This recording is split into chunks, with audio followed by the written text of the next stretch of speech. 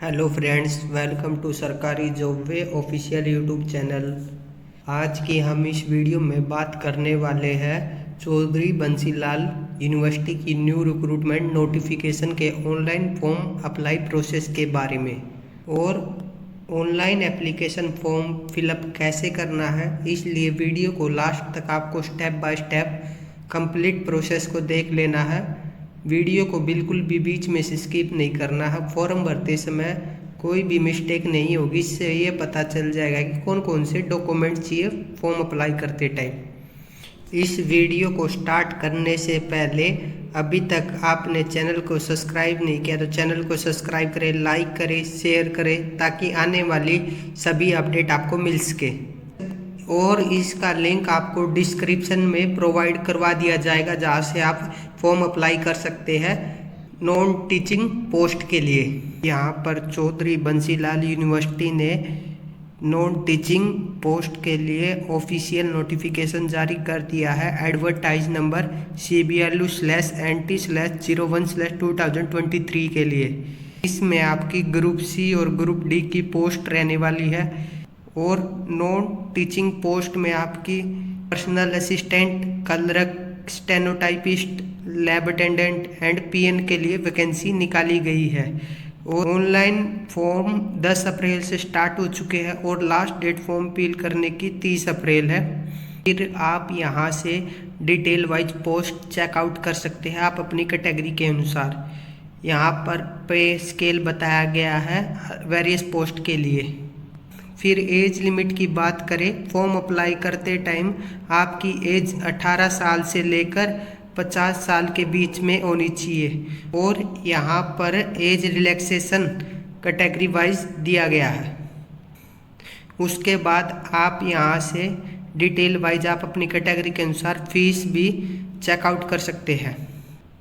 और इस भर्ती में मेल और फीमेल दोनों ही आवेदन कर सकते हैं। फिर एजुकेशन क्वालिफिकेशन की बात करें, वेरियस पोस्ट के लिए यहाँ डिटेल वाइज आप एजुकेशन क्राइटेरिया को भी चेकआउट भी कर सकते हैं। और बात कर लेते हैं ऑनलाइन अप्लाई प्रोसेस के बारे में। आपको कंप्लीट फॉर्म फिल कैसे करना है। यहाँ पर ये CBLU का ऑफिशियल पोर्टल है और आपको यहाँ पर यूजर नेम और पासवर्ड के साथ लॉगिन करना रहेगा। अगर आप रजिस्टर्ड नहीं है तो क्रिएट योर अकाउंट पर क्लिक करेंगे। उसके बाद आपको यहाँ जो भी आपका नेम है 10th की मार्कशीट के अकॉर्डिंग एंटर करेंगे और फिर यहाँ पर आप 10 डिजिट मोबाइल नंबर फिल करेंगे और active and valid email ID यहाँ पर एंटर कर देंगे। उसके बाद आपको एक पासवर्ड क्रिएट कर लेना है। पासवर्ड आपको कैसे क्रिएट करना है, सपोज कर लेते हैं जैसे आपका नेम राम है तो आप फर्स्ट लेटर कैपिटल, उसके बाद स्मॉल लेटर @123 ऐसे आप पासवर्ड क्रिएट कर सकते हैं। और उसके बाद आपको सबमिट पर क्लिक कर देना। यूजर आईडी और पासवर्ड डालने के बाद आपका फॉर्म स्टार्ट हो जाएगा और यहाँ पर आपके सामने इंस्ट्रक्शन आ जाएगी। इन इंस्ट्रक्शन को आपको अच्छे से रीड कर लेना है और उसके बाद आपको पर्सनल डिटेल पर क्लिक कर देना है। फिर यहाँ पर आपको डोमिसाइल बता देना है कि आप किस स्टेट के निवासी हैं। अगर आप हरियाणा के निवासी हैं तो आपको यस पर क्लिक कर देना है। फिर यहाँ पर आपको फैमिली आईडी एंटर कर देनी है अगर आप हरियाणा का डोमिसाइल है आपके पास। उसके बाद आपको 10th की मार्कशीट के अनुसार अपना नेम एंटर कर देना है। फिर यहाँ से आप जेंडर सेलेक्ट करेंगे।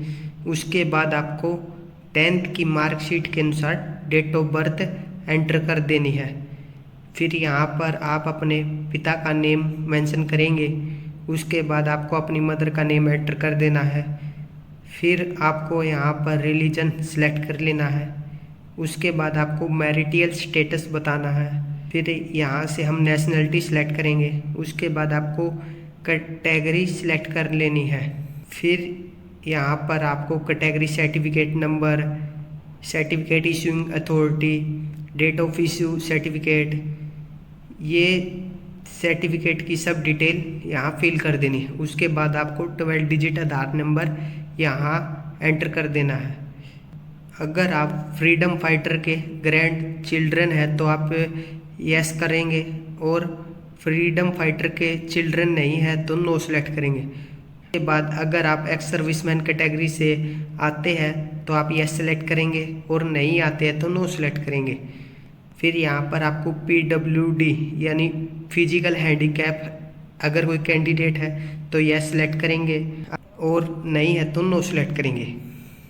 उसके बाद आपको विजिबल आइडेंटिफिकेशन मार्क्स बता देना, जो भी आपके शरीर पर बर्न या कट या मोल का कोई निशान है तो वो एंटर करेंगे यहाँ पर।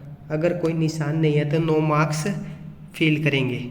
उसके बाद इज द एप्लीकेंट, अगर किसी कैंडिडेट के पिता की मृत्यु 42 साल से पहले हो गई है और वो कैंडिडेट 15 साल से कम आयु थी उस टाइम, तो आप यहाँ यह सेलेक्ट करेंगे। उसके बाद अगर कोई एप्लीकेंट विडो है तो यह सेलेक्ट करेंगे। फिर यहाँ पर आपको are you working with any state government या गवर्नमेंट ऑफ इंडिया PSU में काम किया है तो आप यह सेलेक्ट करेंगे, अदरवाइज नो सेलेक्ट करेंगे। उसके बाद अगर कोई कैंडिडेट विमुक्त जाति और टपरीवास जाति से बिलोंग करता है तो यह सेलेक्ट करेंगे, अगर नहीं करता है तो नो सेलेक्ट करेंगे।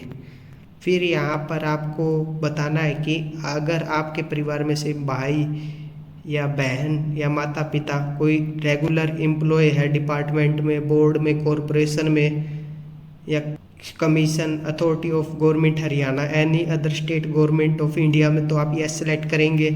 अगर आपके परिवार में से कोई गवर्नमेंट जॉब में नहीं है तो नो सेलेक्ट करेंगे। और फिर यहाँ पर अगर आप पर कभी भी कोई क्रिमिनल केस है तो यस सेलेक्ट करेंगे, और कोई क्रिमिनल केस नहीं है तो नो सेलेक्ट करेंगे। उसके बाद आपके पास मैट्रिक क्लास में हिंदी या संस्कृत एक सब्जेक्ट है तो यह सेलेक्ट कर देना है। फिर यहाँ पर आपको बताना है कि have you applied earlier for the same post against advertise number 01/2019 in CBLU। अगर किसी कैंडिडेट ने पहले अप्लाई किया था फॉर्म तो आपको यह सेलेक्ट कर देना है। उसके बाद यहाँ पर आपको एप्लीकेशन नंबर फिल करना है।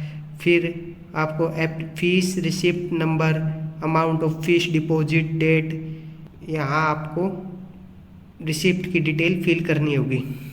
अगर किसी कैंडिडेट ने एडवर्टाइज नंबर 01/2019 के लिए अप्लाई नहीं किया था तो नो सेलेक्ट करेंगे। उसके बाद आपको कोरस्पोंडेंस डिटेल देनी है। यहाँ पर आप 10 डिजिट मोबाइल नंबर फिल करेंगे, और अगर आपके पास सेकेंडरी मोबाइल नंबर है तो आप यहाँ फिल करेंगे। फिर यहाँ पर आपको active and valid email ID enter कर देनी है। उसके बाद आपको परमानेंट एड्रेस फिल करना है। जो भी आपका परमानेंट एड्रेस है वो कंप्लीट एड्रेस यहाँ एंटर करेंगे। उसके बाद आपको सिटी एंटर कर देनी है। फिर आप यहाँ अपने एरिया का पिन कोड फिल करेंगे। उसके बाद आपको यहाँ से स्टेट सेलेक्ट कर लेना है। अगर आपका कोरस्पोंडेंस एड्रेस और परमानेंट एड्रेस सेम है तो आप यह सेलेक्ट करेंगे। अगर कोरस्पोंडेंस एड्रेस और परमानेंट एड्रेस डिफरेंट है आप नो सेलेक्ट करेंगे, और डिफरेंट एड्रेस की डिटेल यहाँ फिल करेंगे। उसके बाद आपको सेव एंड नेक्स्ट पर क्लिक कर देना है। और फिर हमारा जो नेक्स्ट स्टेप है चूज पोस्ट अप्लाई करने का आ जाता है, और आप यहाँ से पोस्ट अप्लाई करेंगे अपने अकॉर्डिंग। आप एक पोस्ट के लिए भी अप्लाई कर सकते हैं और आप चाहे मल्टीपल भी पोस्ट अप्लाई कर सकते हैं, बट उस कंडीशन में आपको पर पोस्ट फीस पे करनी होगी। और फिर यहाँ पर आपकी कैटेगरी के अनुसार टोटल फीस आ जाएगी पर पोस्ट के अनुसार। उसके बाद आपको नेक्स्ट पर क्लिक कर देना है। और फिर हमारा नेक्स्ट स्टेप है एजुकेशन क्वालिफिकेशन डिटेल का आ जाता है। यहाँ से आप अपने अकॉर्डिंग सिलेक्ट करेंगे। अगर आपका ग्रेड सिस्टम था तो ग्रेड सेलेक्ट करेंगे, मार्क्स सिस्टम था तो मार्क्स सेलेक्ट करेंगे। फिर यहाँ पर आपको 10 सेलेक्ट कर देना है। कोर्स या स्ट्रीम में आपको ऑल जनरल सब्जेक्ट एंटर कर देना है, और फिर आपको यहाँ बोर्ड बता देना है जिस भी बोर्ड से आपने 10th पास की है, और 10th पास कब की है, मैक्सिमम मार्क्स कितने थे, आपके कितने मार्क्स आए हैं, क्या परसेंटेज रही है। उसके बाद आपको 10th के सभी सब्जेक्ट यहाँ फिल कर देना है और फिर आपको ऐड पर क्लिक कर देना है। और इसी तरह आपको यहाँ दोबारा से 12th सेलेक्ट कर लेना है।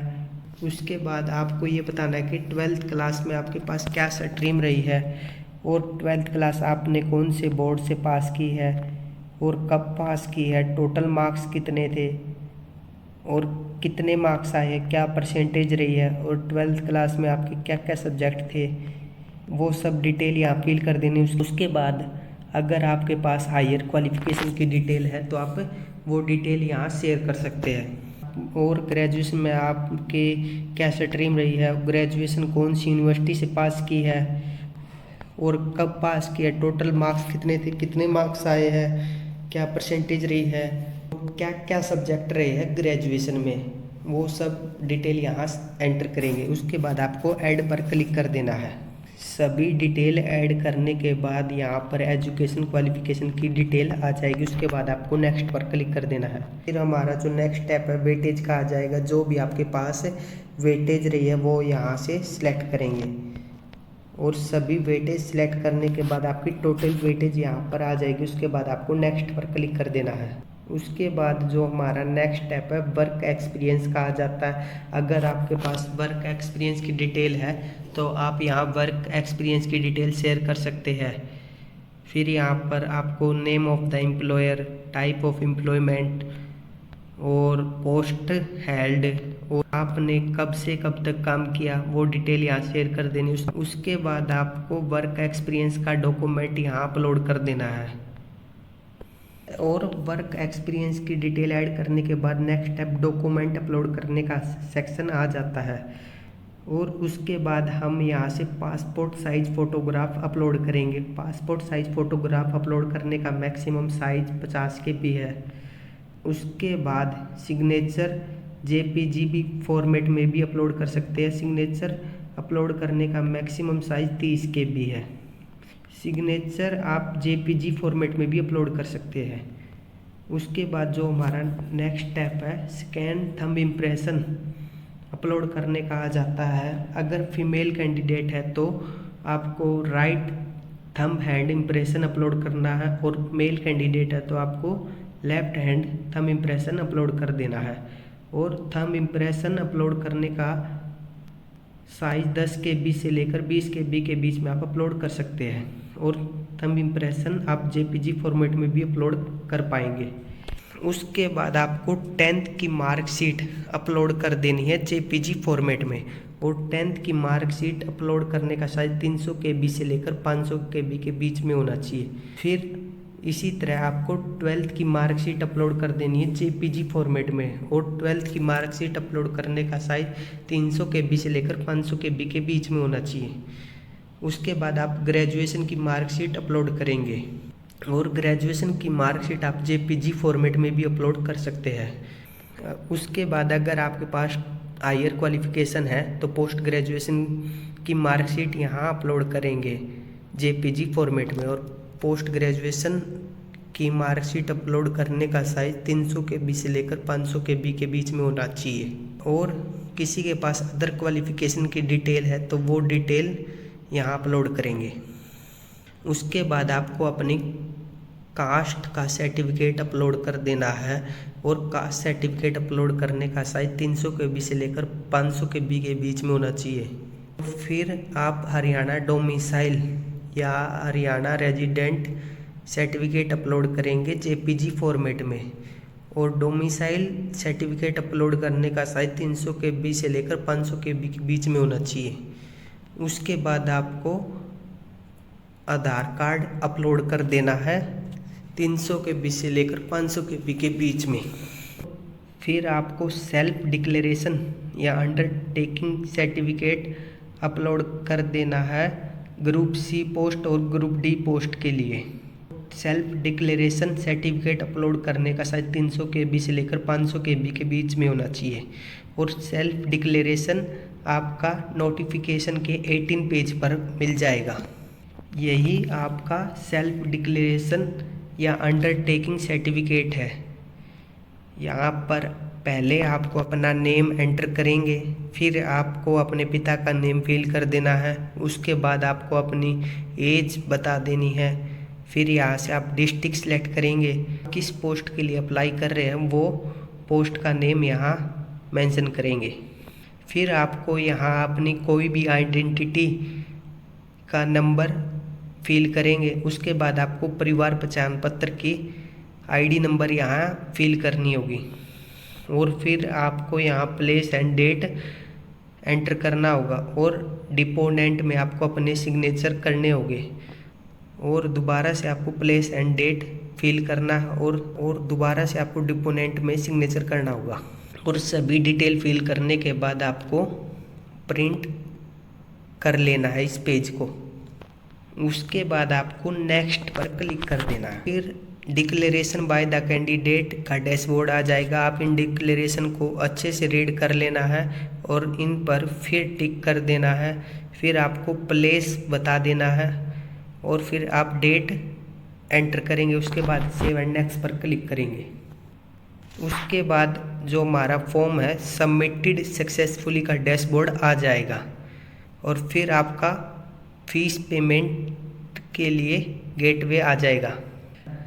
और फिर आप चाहे नेट बैंकिंग के थ्रू फीस पे कर सकते हैं और इसके अलावा आप चाहे डेबिट कार्ड या क्रेडिट कार्ड के थ्रू भी फीस पे कर सकते हैं। जो भी आपको ऑप्शन सही लगता है और जो भी आपके पास अवेलेबल हो उससे आप अपने अकॉर्डिंग सिलेक्ट करें। पेमेंट वेरीफाई होने के बाद आपका जो लास्ट स्टेप है प्रिंट का बचेगा। अगर बाई चांस फीस फेल हो जाती है तो आपको 24 से 48 घंटे का वेट कर लेना है। उसके बाद आपकी फ़ीस सक्सेस हो जाएगी। और इस प्रकार आप Chaudhary Bansilal non teaching post के लिए आप फॉर्म अप्लाई कर सकते हैं। अगर फिर भी किसी भाई या बहन को कोई डाउट किसी भी जानकारी को लेकर तो हमें कमेंट बॉक्स में कमेंट कर सकते हैं। अगर आपको हमारी जानकारी पसंद आई तो चैनल को लाइक करें, शेयर करें और सब्सक्राइब करें ताकि फ्यूचर में आने वाली सभी नोटिफिकेशन मिल सके। Thanks for watching. देखते रहिए सरकारी जॉब वे ऑफिशियल यूट्यूब चैनल।